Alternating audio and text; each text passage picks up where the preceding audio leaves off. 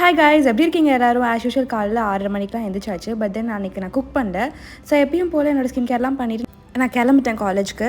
Please guys, தண்ணி குடிக்க மறக்காதீங்க. I love water. அது மாதிரி நீங்கள் நிறைய தண்ணி குடிங்க, சரியா? அதுதான் குட் ஹேர் அண்ட் ஸ்கின்னுக்கு வந்து ரொம்ப முக்கியம். அன்றைக்கி கிளாஸ்க்கு ஸ்கூல் படிக்கும் அனைத்து பிள்ளைங்களும் காலேஜுக்கு வந்தனால நடக்கிறதுக்கு ready ஆகிக்கோங்க.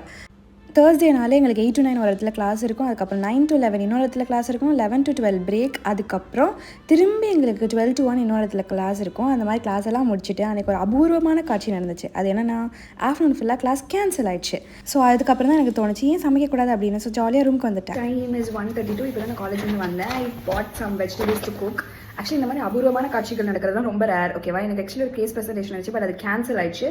So the whole afternoon I'm going to be free.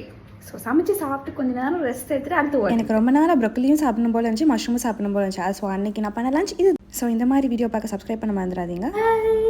அடுத்த வீடியோவில் சந்திப்போம்.